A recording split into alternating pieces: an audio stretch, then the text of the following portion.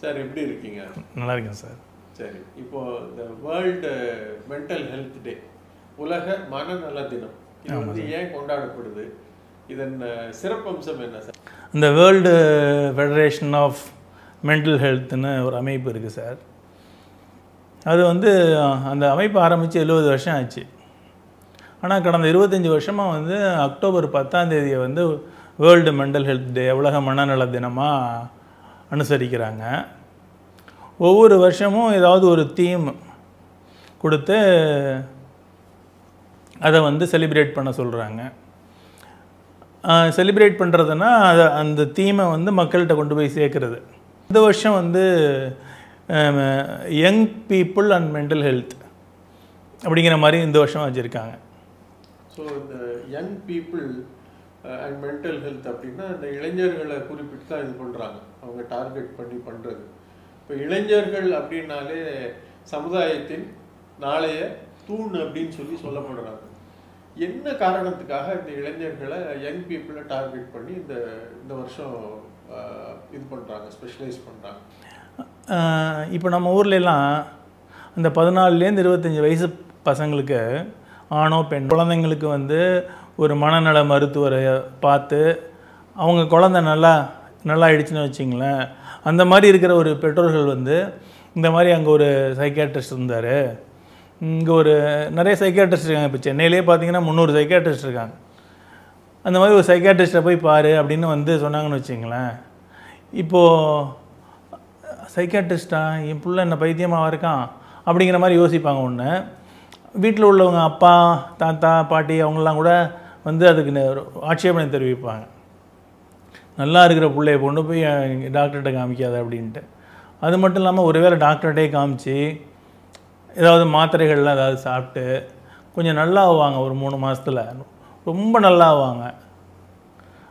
அப்படி நல்லாகும் போது குடும்ப டாக்டர்கிட்ட வேறு ஏதாவது தொந்தரவுக்காக போகும்போது என்னது இந்த மாத்திரையா, இதெல்லாம் தூக்கி போடுமா, இந்த வயசில் இதெல்லாம் போடக்கூடாது அப்படின்னு சொன்னோன்னா அவங்க அப்படியே பதறிடுவாங்க. ஐயோ தப்பான மாத்திரை போட்டுட்டு இருந்தோம் போல் அப்படின்ட்டு. குடும்ப டாக்டர் எம்பிபிஎஸ் படித்த டாக்டருங்க மட்டும் இல்லை, பெரிய எம்டி டிசிஹெச் எம்சிஹெச் டிஎம்னு படித்த பெரிய மருத்துவ நிபுணர்கள் அவங்களே கூட வந்து இந்த வயசில் இவனுக்கு ட்ரீட்மெண்ட்டா, இந்த வயசில் தான் வந்து 90% மனிதர்களுக்கு வந்து மனநல பிரச்சனைகள் மனநோய்கள் ஆரம்பிக்குது. எனக்கு வந்து அந்த +2 வரைக்கும் வந்து படிக்கிறதுங்கிறது அவ்வளோ ஒரு சுகமாக இருக்கும், அவ்வளோ ஒரு இன்ட்ரெஸ்ட்டாக படிப்போம். எம்பிபிஎஸ்க்கு வந்ததுக்கப்புறம் படிக்கிறது பெரிய சுமையாக இருந்தது. எக்ஸாம்னு வந்து அறிவிப்பு வந்துருச்சுனாலே ஒரு 10-15 நாளைக்கு வந்து ஒரு செகண்டு கூட தூங்க மாட்டேன் சார். நான் அது சொன்னாலும் நம்ப மாட்டாங்க. அது எப்படா நீ தூங்காமல் இருக்க, ஒரு செகண்ட் கூட தூங்காமல் இருப்பேன்னா. 3 எக்ஸாம் முடிஞ்சதுக்கப்புறம் ஒரு வெக்கேஷன் ஹாலிடே விடுவாங்க. அப்போ போய் ஊரில் பட்டுக்கோட்டையில் திங்க் பண்ணுறேன், என்னடா இது நம்ம படித்து இப்படி இருக்கோம். மனுஷனுக்கு வந்து சந்தோஷம் தானே முக்கியம். இவ்வளோ கஷ்டப்பட்டு இவ்வளோ தூங்காமல் இப்படி உடம்பை கசக்கி புழிஞ்சி ஏன் இப்படி பண்ணிகிட்ருக்கோம் நாம் அப்படின்னு நான் ரொம்ப யோசிக்க ஆரம்பித்து அந்த சமயத்தில் வந்து என்னோடய நெருங்கிய நண்பர்கள் ஒரு 3 பேர் சார்.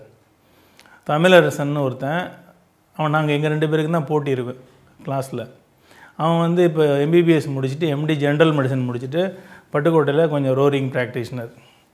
இன்னொருத்தன் வந்து வெற்றி செல்வன்னு பேர், அவன் வந்து சிங்கப்பூரில் வேலை பண்ணிகிட்ருக்கான்.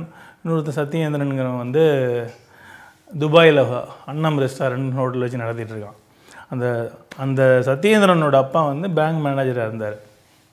அவர் ஒரு புத்தகம் ஒன்று கொடுத்தாரு, வாழ்க்கையை அமைக்கும் எண்ணங்கள், ஜேம்ஸ் ஆலனோட புத்தகத்தை வந்து நம்ம MS உதயமூர்த்தி மொழிபெயர்த்து எழுதுனது. அதை வாங்கிட்டு போய் அவ்வளோ கஷ்டம் இருந்த சமயத்தில் அந்த புத்தகத்தை வாங்கிட்டு போய் படிக்கும்போது பயங்கர ஒரு புத்துணர்ச்சி உடம்புல. அப்பா இவ்வளோ மேட்ரு இருக்குடா வாழ்க்கையில், நாம ஏன் அந்த படிப்புக்கு போய் இவ்வளோ கஷ்டப்பட்டுருக்கோம், வாழ்க்கையில் அவ்வளோ விஷயங்கள் இருக்குது ஆஹா அப்படிங்கிற மாதிரி ஒரு படிக்க உடம்புல ஏதோ ஒரு பாசிட்டிவ் ஹார்மோன்ஸ் சுரக்கிறத என்னால் ஃபீல் பண்ண முடிஞ்சுது. என்னுடைய ஆங்ஸைட்டிலேருந்து எஸ்கேப் ஆகிறதுக்கு அந்த சமயத்தில் அந்த புத்தகம் எனக்கு கொடுத்த ஒரு தவறான ஒரு எஸ்கேப்பிசம் அப்படிங்கிறது இப்போ என்னால் உணர முடியுது. காலையில் எழுந்திரிச்சு வேலை வெட்டியை பார்க்குறனோ இல்லையோ, மூச்சு பயிற்சி பண்ணுறது, எக்ஸசைஸ் பண்ணுறது, யோகா பண்ணுறது, இதுக்கே ஒரு 3 மணி நேரம் போயிடும். அதில் அது வந்து எஸ்கேபிசம்ங்கிறது இப்போ தான் தெரியுது. எனக்கு யோகா தெரியும், மெடிடேஷன் தெரியும், காயக்கல்ப பயிற்சி தெரியும், படிக்காட்டினா ஒன்றும் மேட்டரே இல்லை அப்படின்னு வந்து அந்த படிக்கிறதுக்கு கஷ்டமாக இருந்ததுலேருந்து எஸ்கேப் ஆகிறதுக்காக அதிலேயே மூழ்கிட்டேன். ஆனால் அது என்னையே ஏமாற்றிக்கிட்டு இருந்தாலும் இன்டைரக்டாக எனக்கு வந்து ஒரு சைக்காலஜிக்கல் ட்ரீட்மெண்ட்டு ஒரு 10% கொடுத்துருக்கு அப்படிங்கிறத என்னால் இப்போ உணர முடியுது. அப்போ வந்து அந்த சமயத்தில் அந்த வாழ்க்கை அமைக்கும் எண்ணங்கள், அதுக்கப்புறம் உதயமூர்த்தி என்னெல்லாம் புத்தகம் எழுதினாருன்னு தேடி பிடிச்சி எல்லாத்தையும் வாங்கிட்டேன். அப்புறம் வேதாத்திரி மகர்ஷியோட புத்தகங்கள் எல்லாத்தையும் வாங்கி எப்போ பார்த்தாலும் அதே படிச்சுட்டு இருப்பேன். இதில் என்ன கொடுமைன்னா, என்னோடய பாட புத்தகத்தை எடுத்து வச்சு பார்த்தா பயங்கர குழப்பமாக இருக்கும். ஐயோ அப்படின்னு தூக்கி போட்டு உன்னால் முடியும் தம்பிங்கிற புத்தகத்தை எடுத்துகிட்டு மொட்டை மாடிக்கு போயிடும் ஹாஸ்டலில். பார்த்தா படிக்க உடம்புல அவ்வளோ இன்ட்ரெஸ்ட்டாக படிக்க முடியும். உடம்புல புத்துணர்ச்சி அப்படியே கொடுக்கும். ஒன்றும் மேட்ரே இல்லைடா அப்படின்னு. அதுக்கேற்ற மாதிரி இந்த மாதிரி ஒரு கோஷ்டி இருப்பான் என் ஹாஸ்டலில். இந்த மாதிரி இந்த தத்துவம் பேசுகிற கோஷ்டி இருப்பானுங்க. அவங்க கூடலாம் உட்காந்து பேசும்போது, விவேகானந்தர் வந்து வரி வரியாக படிக்க மாட்டாராமா, பக்கமாக படிப்பாராம். இப்படி ஒரு புத்தகத்தை எடுத்தாருன்னா அந்த பேஜை படிச்சுருவாராம், படிச்சிருவா. அந்த அளவுக்கு வந்து அவருக்கு அந்த பவர் இருந்துச்சு. ஆனால் அது உண்மை கிடையாது தான். அப்படி இருந்ததா இவங்க சொல்லுவாங்க. அப்போ நான் என்ன தோணுன்னா, ஸோ மனசை அந்த அளவுக்கு பலப்படுத்துறது முக்கியம், படிப்பு முக்கியம் கிடையாது இப்போதைக்கு. அந்த அளவுக்கு மனசை பலப்படுத்துவோம் அப்படிங்கிற ஒரு மாயையில் பலப்படுத்துகிறேன்னு சொல்லிட்டு அந்த மாதிரி புத்தகங்கள், குரான், பைபிள், எல்லா ரிலீஜியன், ஃபிலாசபி, செல்ஃப் டெவலப்மெண்ட் புக்குன்னு தமிழில் வந்த புத்தகங்கள் நான் படிக்காத புத்தகங்களே இல்லை அந்த 5 வருஷத்தில், பாட புத்தகங்களை தவிர. ஏன்னா பாட புத்தகங்கள் எடுத்தால் மண்டை எரியும். இப்போ நான் வந்து 17 வயசில் எம்பிபிஎஸ் ஜாயின் பண்ணேன், 22 வயசில் முடிச்சிட்டேன். 22 வயசில் எம்பிபிஎஸ் முடிச்சாச்சு. இந்த யூத்துங்கிறது வந்து என்ன சொல்கிறான், அந்த இப்போ 15லேருந்து 25 தானே சொல்கிறான் சார். அந்த ஏஜ் வந்து பயங்கர ஒரு க்ரைசிஸ், ரொம்ப ஒரு க்ரைசிஸ். அந்த மாதிரி வந்து போயிட்டு விவேகானந்தர் அப்படி இந்த மாதிரிலாம் மாயையில் இருந்துக்கிட்டு இன்னும் ஃபைனல் இயர் எக்ஸாம் வந்து வரப்போகுது. வர 4 நாளில் வரப்போகுது. நான் ஆலியாருக்கு போகிறேன். பசங்கள்லாம் வந்து என்ன வந்து என்னடா லூஸ் ஆகிட்டடா நீ, நாளைக்கு எக்ஸாம் இருக்குடா அப்படின்னா நான் அவங்கள ஞான சூன்யமாக பார்க்குறேன். வாழ்க்கையில் நிறையா இருக்குடா, எவ்வளவோ இருக்குடா, ஞானம் அடையணும்டா, என்னடா படிப்பு அப்படிங்கிற மாதிரி நான் அவங்கள ஞான சூன்யமாக பார்ப்பேன். அவங்க என்ன லூஸாக பார்ப்பானுங்க. வேதாத்திரி மகரிஷியை நேராக பார்த்து அவர் உட்காடுறதெல்லாம் பேசினதெல்லாம் கேட்டு அப்படியே புலகாங்கிதம் அடைஞ்சி இன்னும் மேட்டரில் படிச்சுக்கலாம். ஹாஸ்டலுக்கு வந்து படித்தா மறுபடியும் அதே குழப்பமாக தான் இருக்கும். இதே மாதிரி தான் வந்து அந்த காலங்கள்லாம் கொடுமை. எப்போ பார்த்தாலும் மனசு வந்து படிக்கணும்னு இருக்கும். ஆனால் எங்கள் நண்பர்கள் ஒரு 15 பேர் இருப்பானுங்க. அவங்க கூட தான் நான் இருப்போம். எப்போதுமே ஒரு ஜாலியாக இருக்கிறது. எல்லோரும் பைக் வச்சுருப்பானுங்க. உங்கள் ஒரு ரவுண்டானா ஒன்று இருக்கும். அங்கே போய் நின்றுட்டு கானா பாட்டு நான் கானா பாட்டுலாம் பாடுவேன். இப்போது கானா பாட்டு பாடுறது, மிமிக்ரி பண்ணுறது, இதெல்லாம் பண்ணிட்டு சுற்றிட்டு இருக்கிறது. ஆனால் மனசு மட்டும் உள்ளுக்குள்ளே அழுதுகிட்டே இருக்கணும், படிக்கணும். இப்போ நீங்கள் சொல்கிறத பார்த்தா இருதலை கொள்ளி மாதிரி இருக்கு. கேட் ஆன் த வால், இதுவா அதுவா தெரியல, எஸ்கேபிசம் அப்படின்னு சொல்கிறீங்க. இப்போ என்ன உங்களுக்கோ எனக்கு இதே மாதிரி ஏற்பட்டிருக்கு. ஒரு சூழ்நிலையில் குறிப்பிட்ட காலகட்டங்களில் இந்த மாதிரி ஏற்படுது. இதுக்கு என்ன தீர்வு? ஏன் இந்த மாதிரி தோணுது? என்ன காரணம்? எம்பிபிஎஸ்சில் 93 வந்து தஞ்சாவூர் மெடிக்கல் காலேஜில் ஜாயின் பண்ணது ஒரு 165 பேர். 123 பேரில் எவ்வளோ பேர் என்ன மாதிரி அலைஞ்சாங்க அப்படின்னு நம்ம யோசித்து பார்த்தோம்னா, இன்றைக்கி இருக்கிற அந்த ஸ்டாட்டிஸ்டிக்ஸ், மென்டல் ஹெல்த் ஸ்டாட்டிஸ்டிக்ஸ் படி எப்படியும் ஒரு 40% பேருக்கு இந்த மாதிரி இருந்திருக்கு, என்ன மாதிரியே பிரச்சனைகள் இருந்திருக்கு அப்படிங்கிறது இப்போ பார்க்க முடியுது. ஆனால் அந்த நேரத்தில் வந்து எனக்கு மட்டும்தான் இருக்குது அப்படின்னு நான் அந்த சமயத்தில் நினச்சிக்கிட்டு இருக்கேன். இதுக்கெல்லாம் காரணம் வந்து நம்ம சொல்லும்போது மக்கள் வந்து கொஞ்சம் ஏற்றுக்கவே மாட்டாங்க. என்னை பொறுத்த வரைக்கும் இதுக்கு காரணம் வந்து 100% ஜீன் தான்.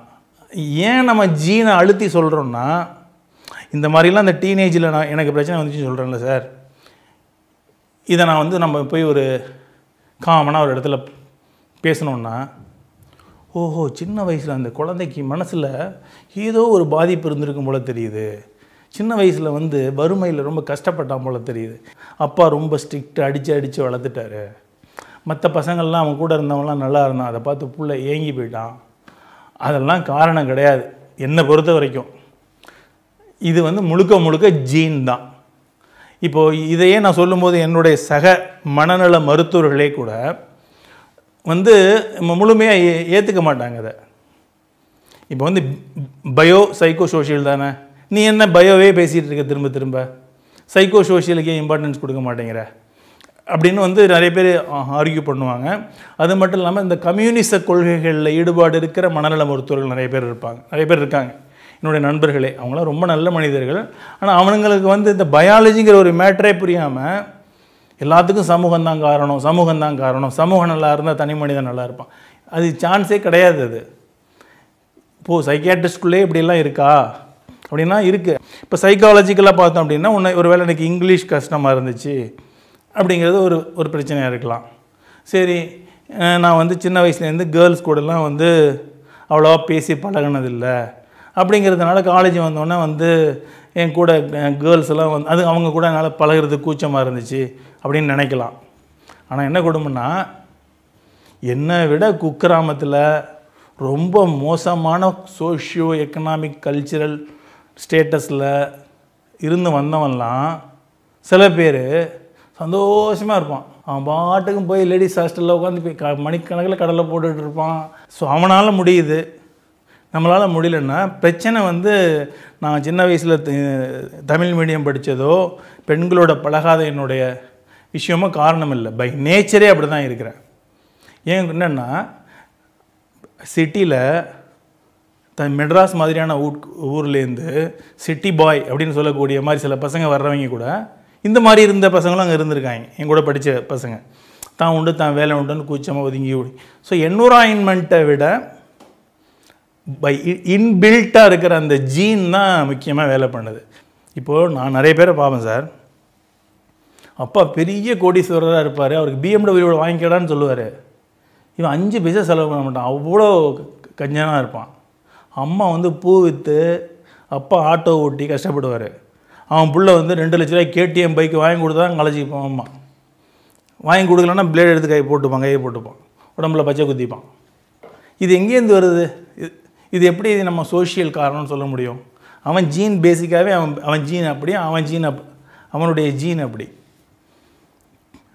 ஸோ என்னுடைய அந்த இளமை காலத்தில் என்னுடைய அந்த பிரச்சனைகளுக்கெல்லாம் காரணம் வந்து என்னுடைய ஜெனட்டிக் மேக்கப் வந்து உள்ள பிரச்சனை. அந்த ஜெனட்டிக் மேக்கப்லேருந்து மெயினாக என்னென்னா, அந்த MBBSலேருந்து வெளியில் வந்துட்டேன் பாருங்கள், அதுதான் பெரிய விஷயம். நிறைய பேர் இதில் மாட்டிப்பானுங்க. எப்படியெல்லாம் மாட்டிப்பாங்கன்னா, ஒன்று கஞ்சா தண்ணின்னு மாட்டிப்பாங்க. அதில் வந்து நான் மாட்டிக்கல. இன்னொன்று வந்து ஆன்மீகத்தில் மாட்டிக்கலைண்ணா, வேதாத்திரி மகரிஷின்னு போனேன், அதுவே அடுத்த லெவல்னு போய் இன்றைக்கி வரைக்கும் கல்யாணம் பண்ணிக்காமல் இருக்கிற என்னுடைய இதில் அடுத்து நான் அந்த வேதாத்திரி மகரிஷி அந்த பையன் என்னோடய நண்பர் ஒருத்தர் சொன்ன இல்லையா சீனியரு, அது ரெண்டையும் தொடர்பு படுத்தி பார்க்கவும் இன்னொன்று இந்த குண்டலினின்னு ஒரு விஷயம் இருக்குது. அந்த குண்டலினி விஷயத்தை பற்றி நான் அடுத்து நம்ம பேசுவோம்.